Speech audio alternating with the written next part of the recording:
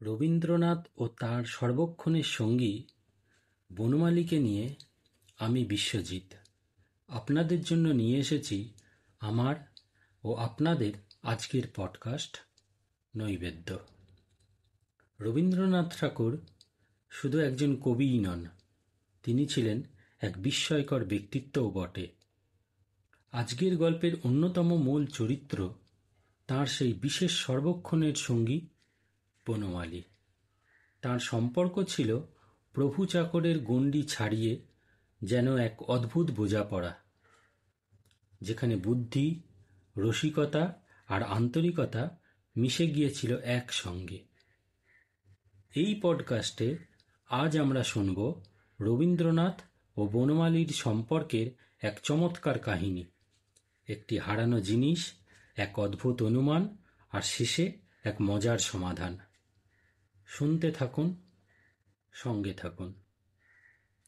একটা হারানো জিনিস খুঁজতে গিয়ে যখন সবাই ঘর তন্ন তন্ন করে খুঁজছেন, তখন বনমালী সহজ সরল অথচ গভীর এক প্রশ্ন করতেন।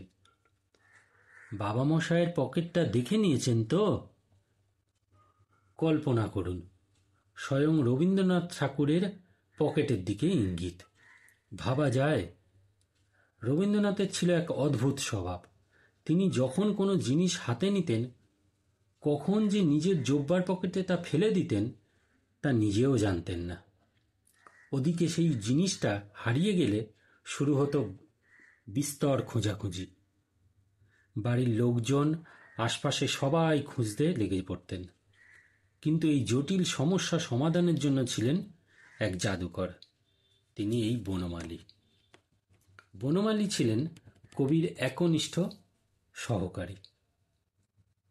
কিন্তু শুধুই সহকারী বললে কম বলা হয়, কারণ তিনি ছিলেন এক প্রকার মুশকিল আসান। তার অনুমান শক্তি ছিল অসাধারণ।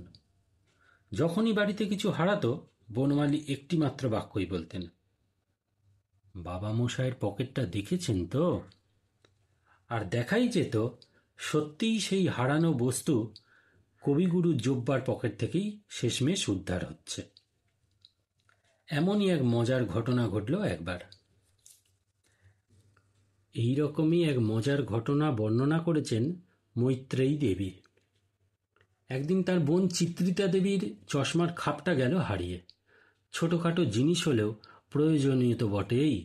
সন্ধ্যার সময় বাড়ি ফিরে তারা বুঝতে পারলেন চশমার খাপ আর খুঁজে পাওয়া যাচ্ছে না। বাড়ির লোকজন, কাজের লোক, এমনকি অতিথিরাও খুঁজতে শুরু করলেন, কিন্তু কোথাও নেই। ঠিক সেই সময়ে বনমালী বললেন, বাবা মশাইয়ের পকেটটা দেখেছেন তো? রবীন্দ্রনাথ তখন পাশেই দাঁড়িয়েছিলেন। কথাটা শুনে খানিকক্ষণ ভাবলেন, তারপর হেসে বললেন, দেখো দেখি, এও কি হতে পারে? যদি কিছু নিতেই হয় তবে এমন তুচ্ছ জিনিস নেব কেন? চশমার খাপ আমার পছন্দের তালিকায় আছে নাকি? সবাই হেসে উঠলেন, কিন্তু চশমার খাপ আর পাওয়া গেল না। এক চমকপ্রদ ঘটনা ঘটল পরের দিন সকালে। মুংপু থেকে একটা চিঠি এলো, আর সেই চিঠির সঙ্গেই এলো সেই মহামূল্যবান বস্তুটি। হ্যাঁ, ঠিকই ধরেছেন, সেই চশমার খাপ। বনমালীর অনুমান আবারও সত্যি প্রমাণ হলো। আসলে ঘটেছিল কি, রবীন্দ্রনাথ ভুল করে চিত্রিতা দেবী চশমার খাপটা নিজের চশমার খাপ ভেবে পকেটে রেখে দিয়েছিলেন। এরপর তিনি মংপু চলে যান, আর জিনিসটিও সঙ্গে চলে যায়। নিশ্চিতভাবেই এটি ইচ্ছাকৃত ছিল না, কিন্তু এমন ঘটনা কবির জীবনে প্রায় ঘটত।